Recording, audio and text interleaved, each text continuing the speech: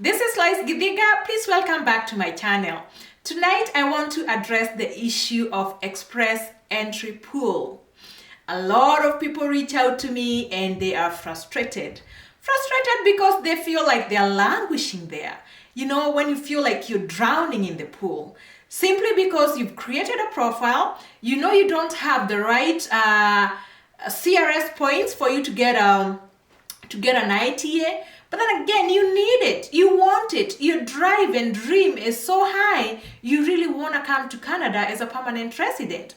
So people, and especially if people are misadvised, a lot of people do not know that your express entry pool profile is only good for a year. So after 1 year, it expires. If you do not get an ITA, you need to create another one. What does that say? That tells you that every minute that you're in that pool, your profile is being faced by a lot of dynamics. There's a lot of dynamics that start working against you. And the major ones here is age, language, security, and health. So what do I mean with age? You know that after 30, every other birthday you celebrate, you're going to be losing 5 points. Okay? So if you're spending 1, 2, 3 years in the express entry pool, then you need to look at your age, because that age is going to act against you very, very, very soon if you're not getting that ITA. The other thing is language. You know that language test that you did is only valid for 2 years. So you want to make sure that the language does not expire on you. It's not a big deal if it expires, because you know what? You can always resit another one. But then the time to resit, it's money, takes a lot of money to do that. You also need to prepare. Guess what? As we age and as we go through life, we get rusty at a lot of things, even language. So maybe you had already scored a band 8 or a band 9 when you did that test, but that is not guaranteed that now when you do that test again in 2 years, you're still gonna get the same band, right?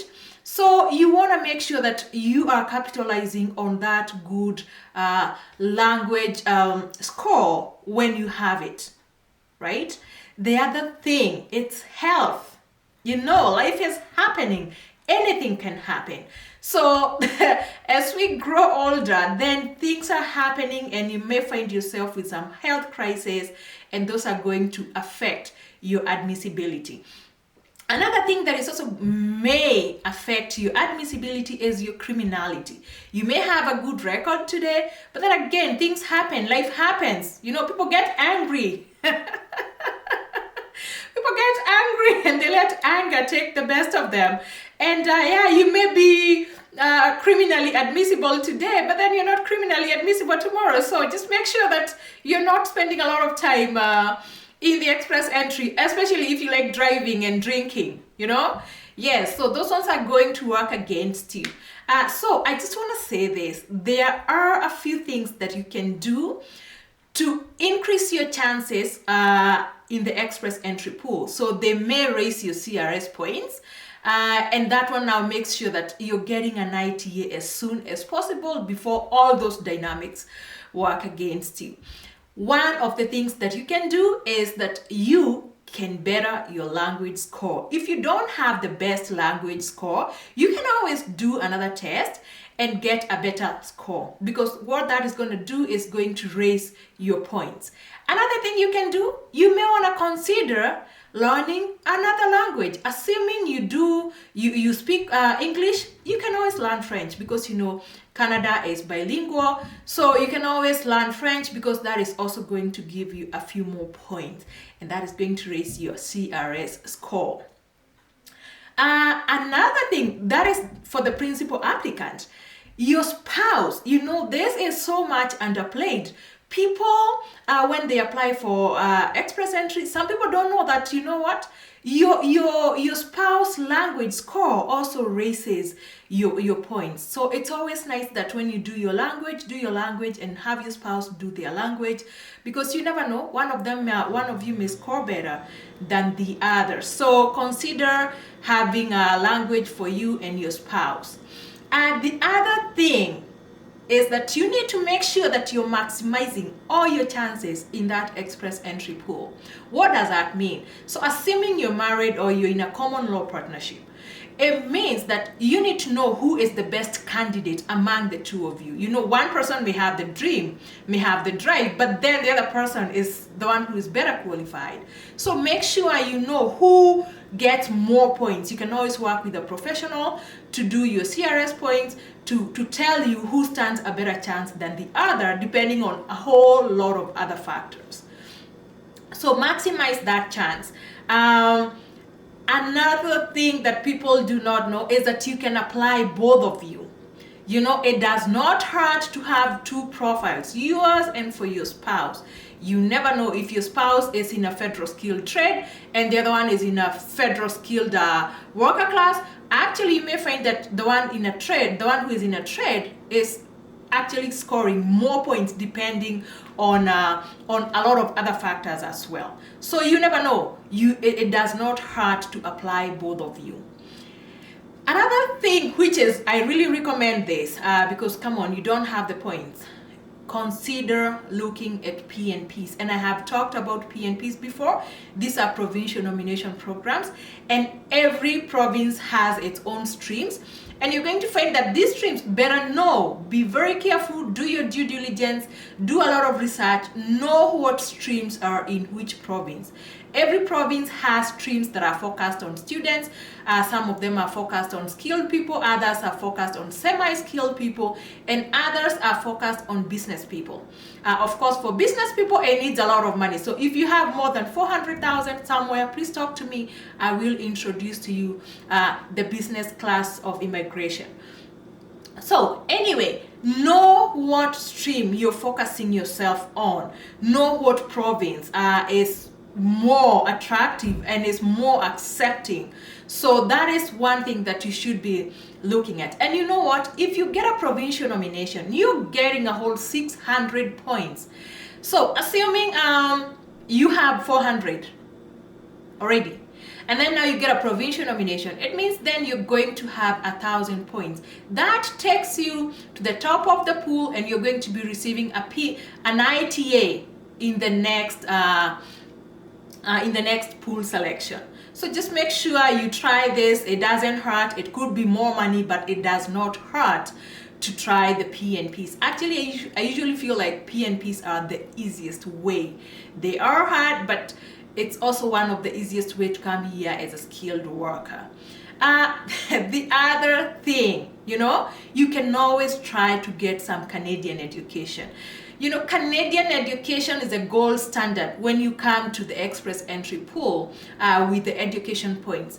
Come to Canada, do a program, do a course, you know, and you're going to be on your way to getting that ITA once you've finished and graduated. The one that I really want to address last is getting a job offer. Okay, and I know we've talked a lot about getting job offers.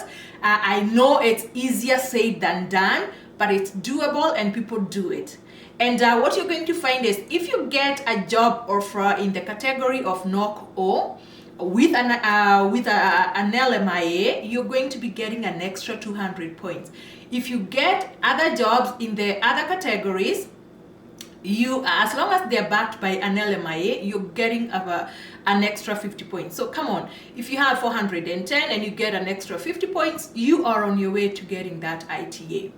So what about getting a job? One thing I tell people, you know what, consider visiting Canada. If you want to settle here permanently, it doesn't hurt to come and visit this place. Guess what? When you visit here, you can go to job fairs, you can meet employers, and it's easier for you to get a job. You also get a feel of this place. You get, times I even think it's good to come over winter time, just so that you know whether this is the place that you want to come to. So when now you're looking for a job offer, a lot of people are failing here because people tell me, you know, I applied for a job, nobody calls me, nobody looks at my resume. And I want to just look at this in a broader perspective. So where are you applying? You know, where are you applying? Know the platforms, know different platforms that focus different skill sets. Don't just go to the job bank, because I know everybody is like, go to the job bank. Fine, job bank is good, but no other platforms whereby you can apply for jobs. Work with professionals. It does not hurt. Come on, I'm telling you, you're already languishing there, so it does not hurt to work with a professional. And this is how you work with a professional. The most important thing when you're looking for a job here is your resume. And the resume is your marketing tool. It's your selling point. It's the interface between you and the employer. You need to capture that employer's interest. And you do that with your resume. An employer looks at your resume in less than a second. They have either gained interest or not. So, are you standing out? Are you standing out in a pool of so many people who are applying for the same job? What are you doing about it? Know your skill set. I tell people, know your skill set. Know your knock. Know your knock. Know whether your job is high wage or low wage. Know the kind of jobs you're applying for that, because the knock is really defining here. And when I talk about a knock, so if you're in a certain knock, make sure that knock, your resume is aligning with the lead statement of that knock. And then after that, the job responsibilities are also aligning with the Canadian standard. Have a resume that is Canadian standardized. Don't just have a resume that you're using wherever you are, because there's a certain way of making Canadian resumes. Keep your contact information. Make sure that your contact information is out there and it's clear. And that includes even your Skype ID. Because, a lot of people tell me, I don't have a Skype ID. Come on. If you're looking for a job and you're outside Canada, you're going to need a Skype ID, because you're going to need to be Skyping with your employer when they call you for an interview.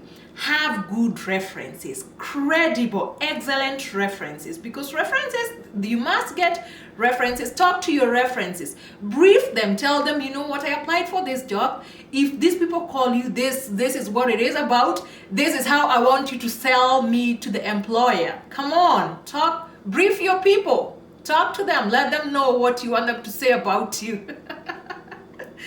Yes.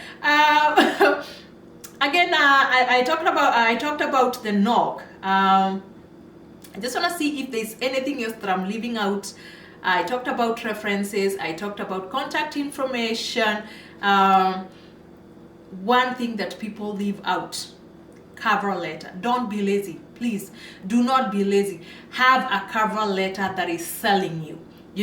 Some people don't even have to look at your resume. If they read your cover letter, they can see what you're all about. So have that. The goal here is to sell yourself. The goal here is to catch the interest of the employer. If you do these things, you are on your way to getting that job. And once you get that job, then most likely you're going to be getting your ITA and you're going to be leaving that express entry pool. So you may want to consider following the things that we've talked about there. If you need help, if you're languishing, if you're drowning and you need professional help, please email us and book an appointment. Okay, thank you so much for joining me tonight. Catch me at my next video. If you haven't subscribed, please subscribe. I'm going to be giving a lot of details, a lot of tips on Canadian immigration. Thank you so much, and thank you for joining me tonight. Bye now.